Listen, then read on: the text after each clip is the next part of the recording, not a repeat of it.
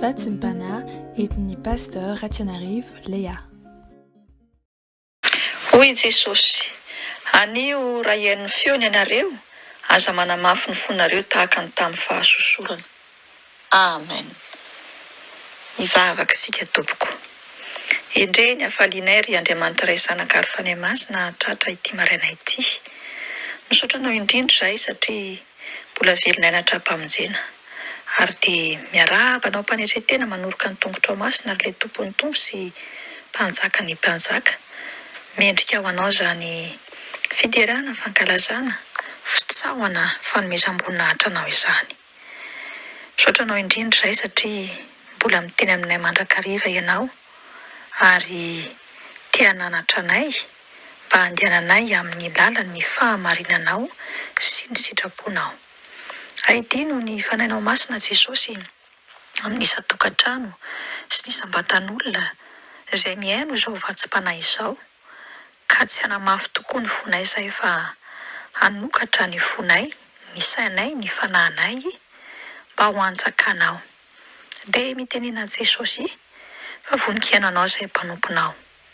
Ho anao ny tera sy ny anjaran'ny fonahitra mandrakizay. Aleloia. Amen. Ampitiavana sy ampifaliana ry hava-malala rehetra amin'ny tompo no ahafahana miantrano amin'ny tokantranontsika ary hanononana ny fahasoavana sy ny fiadanana avy amin'Andriamanitra iray sy Jesosy Kristy tompontsika. Ny tenin'Andriamanitra izay hanorenantsika ny vatsim-panahy amin'ny ity maraina ity dia ao amin'ny boky Hebreo toko 4 andininy 7 amin'ny anarany Jesosy tompon'ny teny. Dia mametra andro anankiray indray izy, na dia efa ela toy izany aza. Milaza ao amin'ny Davida hoe anio araka ny voalaza teo hoe anio raha hiaino ny feony ianareo, aza manamafy ny fonareo. Izany tenin'Andriamanitra izany indrindra no mitondra amintsika ny lohateny na ny lohahevitra amin'izao vatsim-panahy izao manao hoe miteny Jesosy aza hodiana tsy henoina. Miteny amintsika tokoa Jesosy fa itsika no manamafy ny fontsika ka tsy miaino ny teniny sy ny sitrapony ary ny hafany.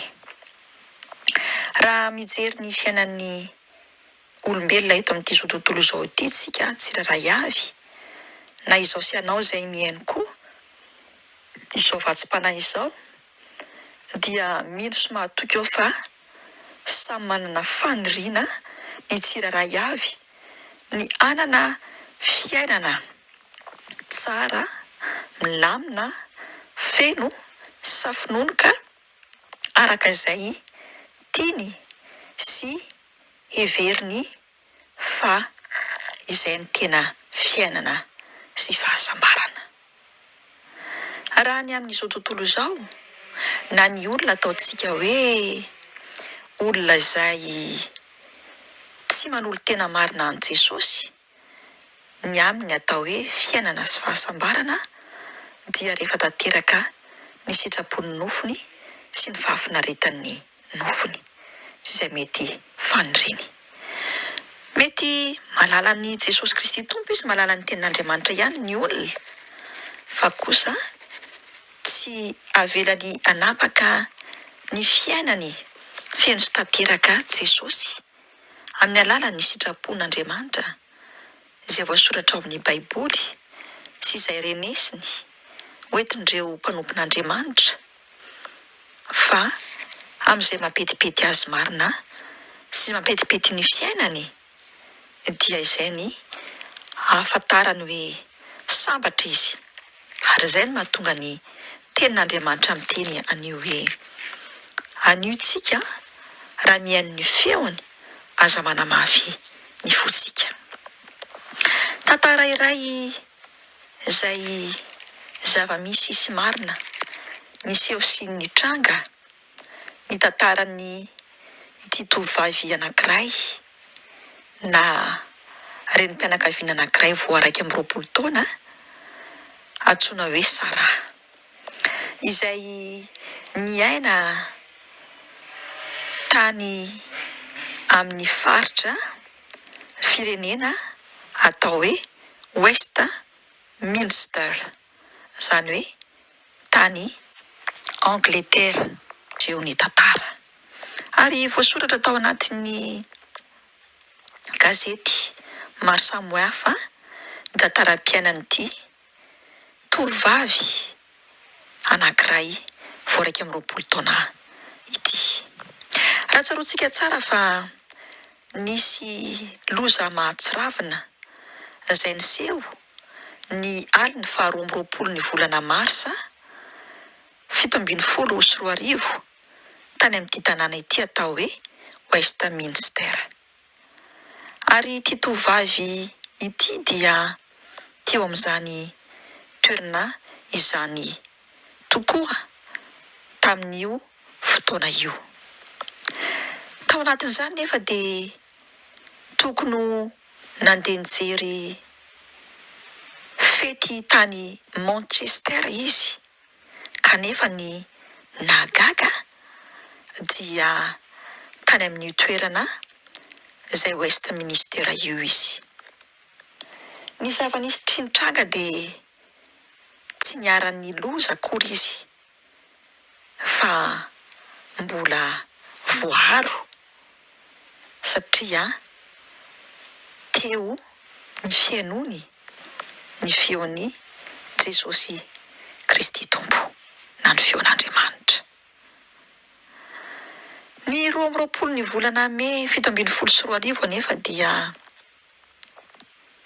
nisy zavatra niseho sy nitranga indray,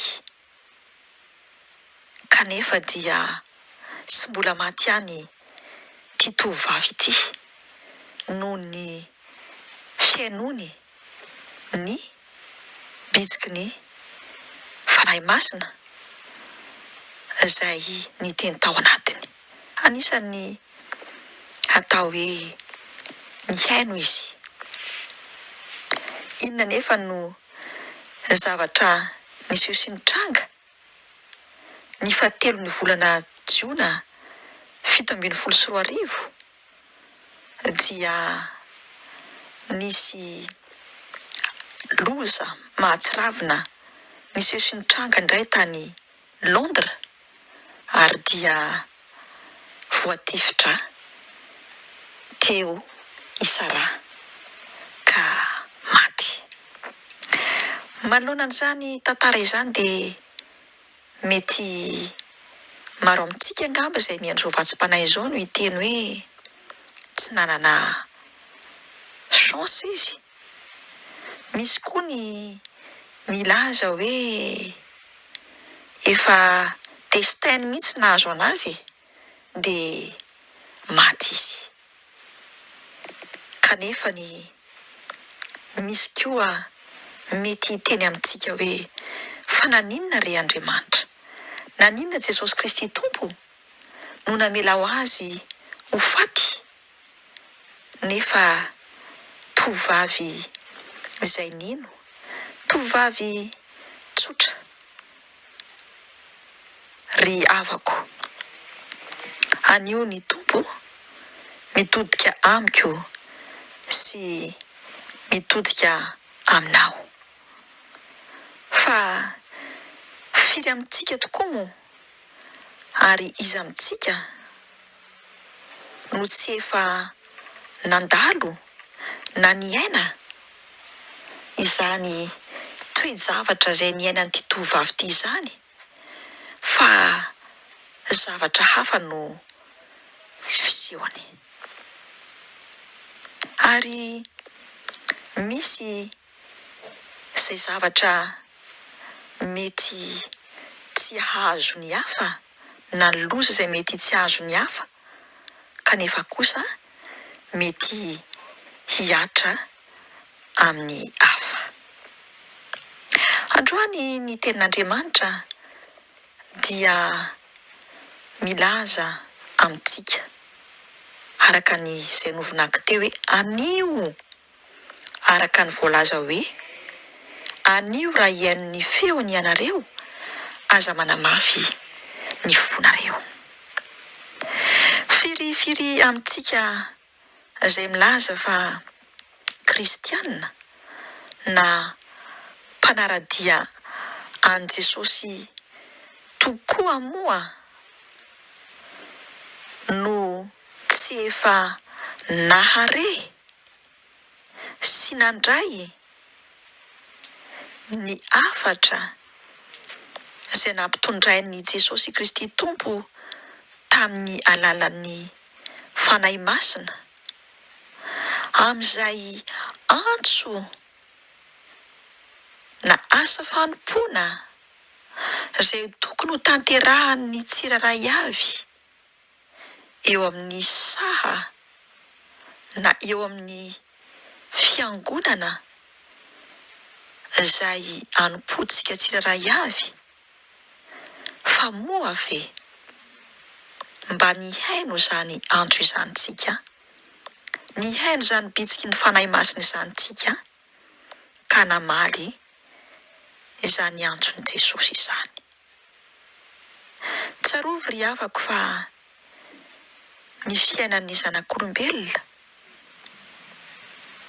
na mino izy na tsy mino izy, dia tsy maintsy farana amin'ny fotoana anankiray.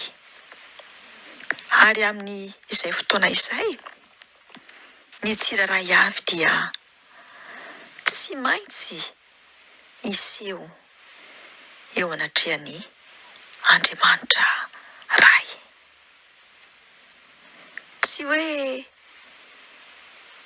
dia inona ny zavatra hitranga, fa ny tsiraray avy no mahafantatra izay mety hitranga sy iseho.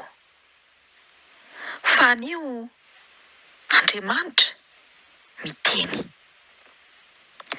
ary Jesosy Kristy Tompo mbola miteny indray mandeha, miteny fanondroany fa izao sy anao no tsy mety miaino ny feony, tsy mety mamaly ny antsony. Voasoratra izany ao amin'ny bokin'i Joba, toko 7:30, andininy 7:20 sy ny 8:20. Ry havako malala ao amin'ny Tompo, anio ara. Alohan'ny hankalazantsika izany fetin'ny Pentekostra izany, mijanona, miainoa, aza manamafy ny fotsika fa henoy ny feon'i Jesosy. Valio ny antsony, satria sao dia tara loatra vao hamaly isika. Tsaro fa Andriamanitra ray mihitsy no nandefa ny Jesosy Kristy Tompo ilaza hoe fa toy izao ny tiavan'Andriamanitra izao tontolo izao, nomeny ny zanan'ilay tokana mba tsy ho very izay rehetra mino azy, fa hanana ny fiainana mandrakizay. Ary izay rehetra mino an Jesosy Kristy Tompo dia tsy mba ho tsaraina. Voasoratra any ao amin'ny filazantsarany Jaona toko 3, andininy 5:20 sy ny 6:20.